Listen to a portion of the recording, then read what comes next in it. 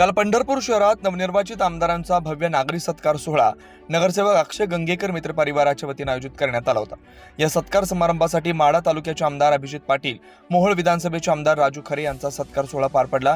यावेळी आमदार राजू खरे यांनी आपल्या भाषणातून बोलतानाच म्हणाले की आपल्या कारकिर्दीत समाजकारण व राजकारण करत असताना मालकशाहीने कशा पद्धतीने जनतेस वेठीस धरून गुलाम बनवण्याचं पाप या पंढरपूरच्या मालकांनी कशा पद्धतीने करत असल्याचा आरोप आमदार राजू खरे यांनी माजी आमदार प्रशांत परिचारक यांचं नाव न घेता टोला लगावलाय। एवढंच नाही तर मोहोळच्या 50 वर्षाच्या मालकशाहीला सुरुंग लावत आमदार झालो, आता पंढरपूरच्या मालकशाही विरोधात शड्डू ठोकणार असल्याचं सांगितलंय। तर येणाऱ्या प्रत्येक निवडणुकीत पंढरपूरच्या मालकशाही विरोधात सुरुंग लावणार असल्याचं आवर्जून बोललं गेलं। यावेळी माजी नगराध्यक्ष नागेश भोसले, माजी नगरसेवक प्रताप गंगेकर, जिल्हा काँग्रेस कमिटीचे नेते नागेश गंगेकर, राष्ट्रवादी शरदचंद्र पवार पक्षाचे सुधीर भोसले व इतर अशी माजी नगरसेवक मान्यवरांसह नागरिक मोठ्या संख्येने उपस्थित होते। हा सत्कार सोहळा हा पंढरपुरातला एक आगळा वेगळा सोहळा गंगेकर परिवाराने ठेवला। पंढरपूरचे 2 सुपुत्र महाराष्ट्राच्या विधानसभेत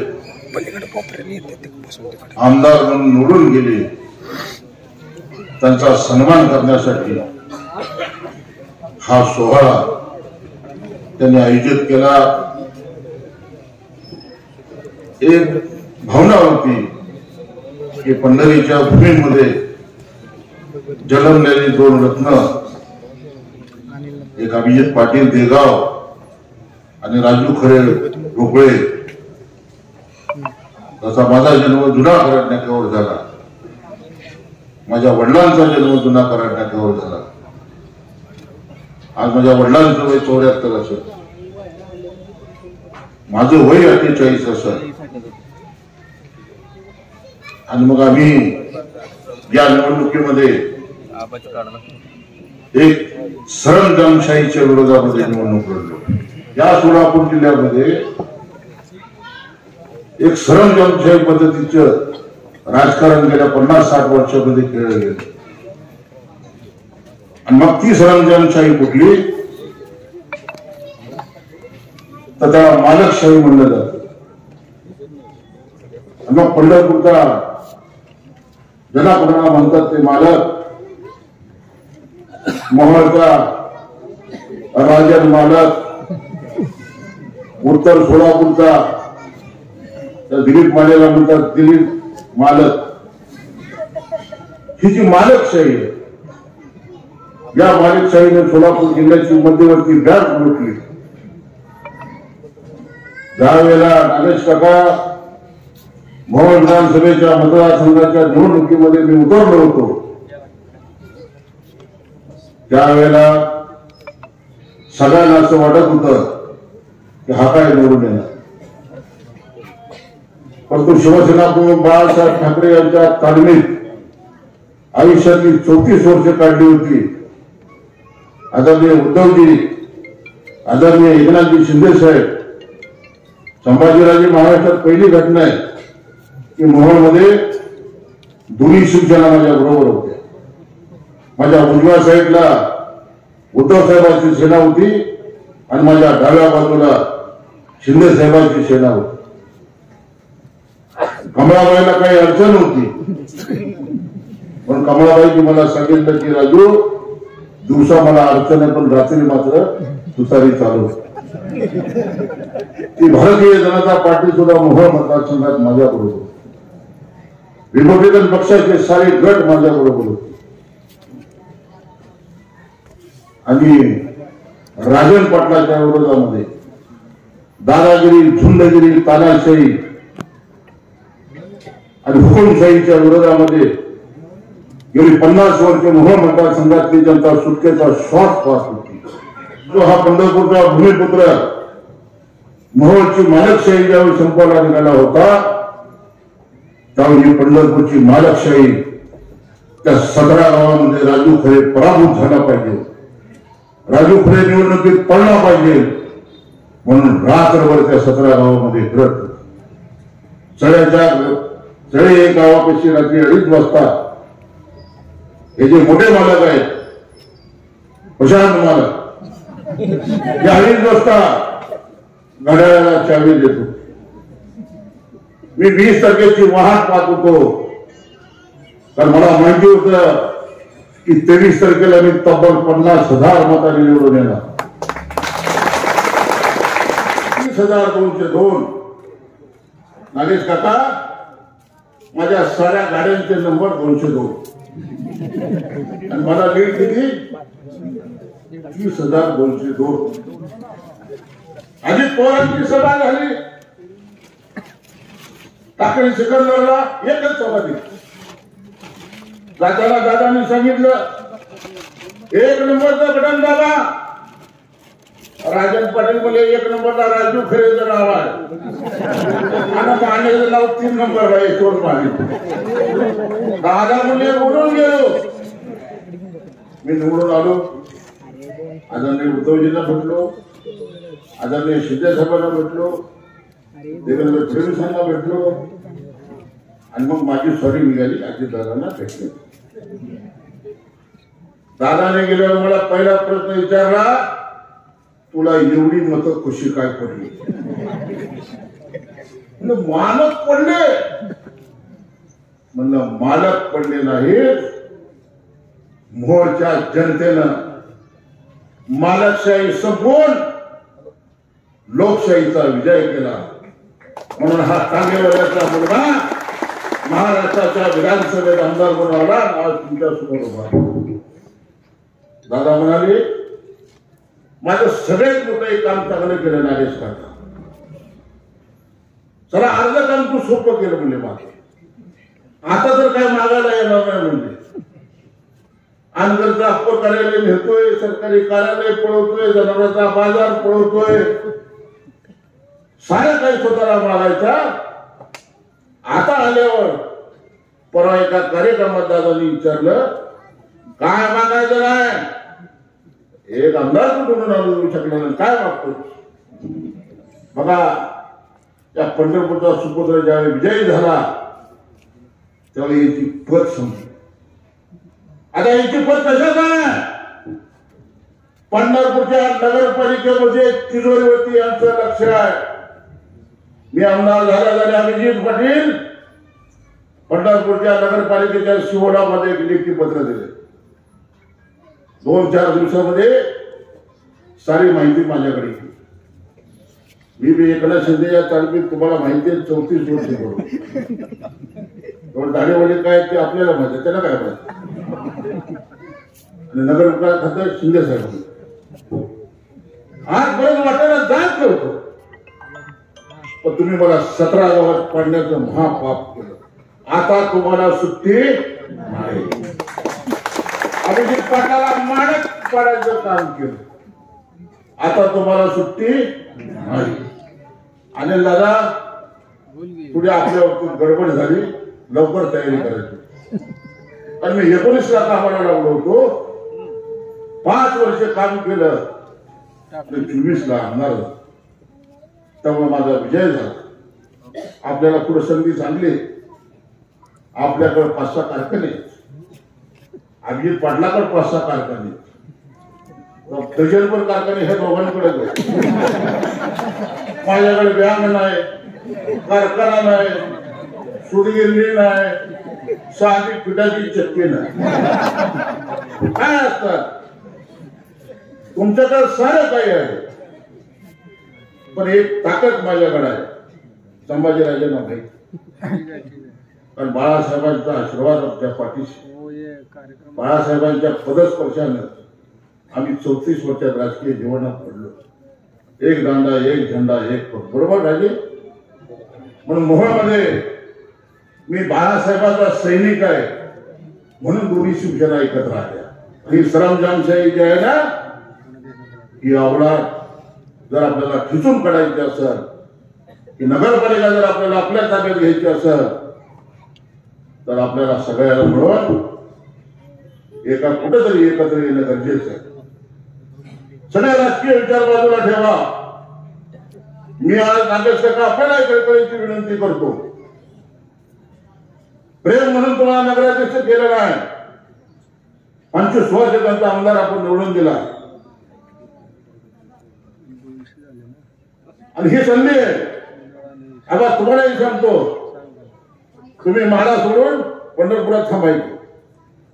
हा राजू खरे मोहन सोडून या मातीत जन्म मिळाला. इथला गल्ली मुळा मला माहिती आहे. 35 वर्षापूर्वी, 30 वर्षापूर्वी, 25 वर्षापूर्वी अनिल नगर कसं होतं. गंगेकर साहेबांच्या घरी आम्ही डॉक्टर बहिणी इथं बसली. एका रात्री ठरला नगराध्यक्ष करायचं. बरोबर. आणि हा पट्ट्या माझ्या बहिणीला नगराध्यक्ष करण्यासाठी आमच्या शिवसेनेचे 5 नगरसेवक निवडून आले. कोणाकडे हुकूम आला त्यांचे 9 आले होते परिचारक. काँग्रेसचे 10 आले होते. बरोबर. आमचे मनोहर पंत आणि हे सुधाकर पंत दोघंही आणायचे पंत. वर ठरलं यांनी अर्बन बँकेत आणलं.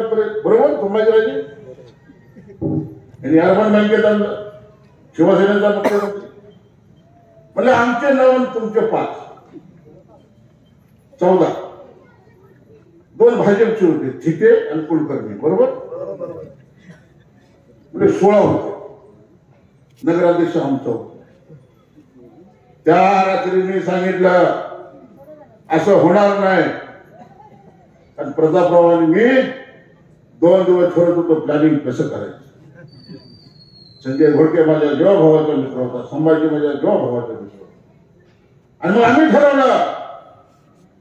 आणि ताई मनोहर जोशींचा आदेश बाजूला ठेवून प्रतापरावांनी काय करायचं केलं आणि तुम्हाला नगराध्यक्ष केलं. तर सगळ्यात मोठी सभा शिवाजी चौकात झाली होती. आणि मला आठवते त्यावेळेला संजय काय म्हणाले, राजे आपण काय म्हणाला, मी बाळासाहेब ठाकरे तयार झालेला शिवसैनिक आहे, लंगोट लगावे तयार आहे. या मैदानात फक्त नगरपालिकेच्या निवडणुका जाहीर होऊ द्या. पहिली तो बाबा मी टाकतो, तुम्ही फक्त एकत्र या. थोडा खिशाला मी हात घाला. जसं आपल्यासाठी केलं तसं 34 नगरसेवक निवडून आणण्यासाठी मला खात्री आलेला आहे तुमचा पराभव आहे. पण उद्याचा जर विजय आपल्याला बघायचा असेल तर हे 34 पैकी किमान 25 शिलेदार नगरपालिकेत जाणं गरजेचं आहे. आम्ही मोहोळमध्ये आणतोय आणि तुम्हाला मोहोळचा नगराध्यक्ष आणि नगरसेवक दिसतील.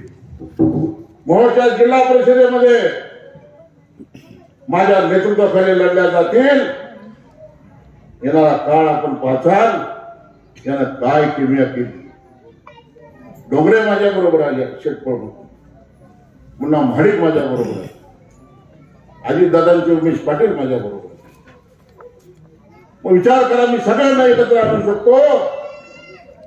मोहोळमध्ये जाऊन इतर आपली नगरी, इथं आपला जन्म झाला, लहानाचा मोठा झालो, कॉलेज जीवनापासून राजकारणाचं बाळ कडू पंढरपुरात घेतलं. वयाच्या 25व्या वर्षापर्यंत पंढरपूरची नस मला माहिती. आणि म्हणून नगराध्यक्ष कोण होतं हे महत्वाचं नाही. हे पद मला मिळालं ना मिळो, परंतु या नीच अपराधीचा जर पराभव करायचा असेल तर काका तुमचं आडनाव भोसले, छत्रपती शिवाजी महाराजांचं आडनाव भोसले होतं. आम्ही आंबेडकरी जनता तुमच्या बरोबर आहे. हा राजू खरेच सिंहाचा खालीचा वाटा उचलतो. तर आम्ही आता दोघांना विधानसभेचं बिल्ला 3-3ला पडले, पण याला बिल्लाच लागला. त्यांची अवस्था काय काका, सुधाकर पंत पडले, हे मासे तर मोदीची सभा झाल्यावर पडले. नरेंद्र मोदी सुद्धा ह्यांच्या कामाला आला नाही. अरे कर्म चांगली लागतात. अरे आमची मदत तुम्हाला पाहिजे. या पंढरपुरातल्या आंबेडकरी जनतेला मी आवाहन करतो की जेव्हा बाबासाहेबांच्या रक्तामोचाचा कार्यकर्ता ज्या वेळेला मोहोळमध्ये लढत होता तेव्हा हा अनाजी पंत मला पाडण्यासाठी 17 गावामध्ये जंगजंग प्रचारक होता. त्याचा बदला येत्या नगरपालिकेच्या निवडणुकीत आपल्याला घ्यावा लागेल. दारोदार घर घर नंबर तुम्हाला माहिती आहे, बरोबर. गंगेकर साहेबांचे माझे संबंध आज नाही. रेल्वे रुळाच्या वर तर मी ह्यांना जमू देत नाही. आणि मोहोळवरनं आले की रात्री संतपडेत माझ्या बैठकात. म्हणून अधिक न वेळ बोलता, अधिक न आपला वेळ न घेता अभिजित आबांना रेल्वेनं निघायचंय आणि आबा मलाही मुंबईला निघायचंय. मी पुढे निघतो, तुम्ही मागणे घ्या. हा मला पुढे जायचंय, माझ्या मागं पळपळ जादा आहे. आपण इथं मला बोलवलं. अक्षय काळजी करू नको. पोलीस डिपार्टमेंट असेल, नगरपालिका असेल, तुझ्या केसालाही धक्का लागणार नाही. हा तुतारीवाला नुसता नावाला आहे. हा लक्षात ठेव. राज्यातली सत्ता सुद्धा आपली आहे. ती सत्ता माझ्या माणसासाठी निश्चितपणाने येणार. काय राजे, बरोबर? उद्धव साहेबांपाशी सुद्धा तेवढीच पत आहे. मग शिंदे साहेबांपाशी सुद्धा तेवढीच पत आहे. आणि महाराष्ट्रातला एकमेव नशीबवान शिवसेना. पांडुरंगाचा आशीर्वाद माझ्या पाठीशी. आणि मला दिसतंय नागेश काका यांचे 5-7 सुद्धा नगरसेवक निवडून येत नाही. फक्त तुम्ही साथ द्या. आम्ही तुमच्यासाठी मेहनत राहिलाच पंढरपूर. मला तर सगळी म्हणजे सकाळपासून रात्री 2 पर्यंत तिकडे 3 तालुक्यात फिरते. आणि आमदार रात्री कुठे जातो? पंढरपूर. आणि माझं गावच पंढरपूर आहे. कुठे जाऊ? आता पंढरपूरचं मैदान आहे. आणि ह्या मैदानात तुमच्यासाठी निगड्या छातीला हा राजू खरे रक्ताचं पाणी करण. आपण सगळ्यांनी आम्हाला साथ द्या. 34 नगरसेवक तुम्हाला व्हायचंय. तुमच्यातलाच एक नगराध्यक्ष व्हायचं, एक सुंदर सेवा करायचं आहे. एकनाथजी शिंदे नगर विकास मंत्री आहेत. उद्या कराडावर होतोय. हा कराडावर होत असताना आपल्या विचाराची माणसं नगरपालिकेत असणं फार गरजेची. आपला नगराध्यक्ष तिथं असणं फार गरजेचं.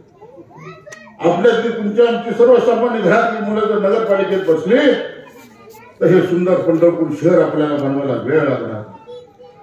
राजसत्ता आपल्या हातात असल्याशिवाय हे आपण करू शकत.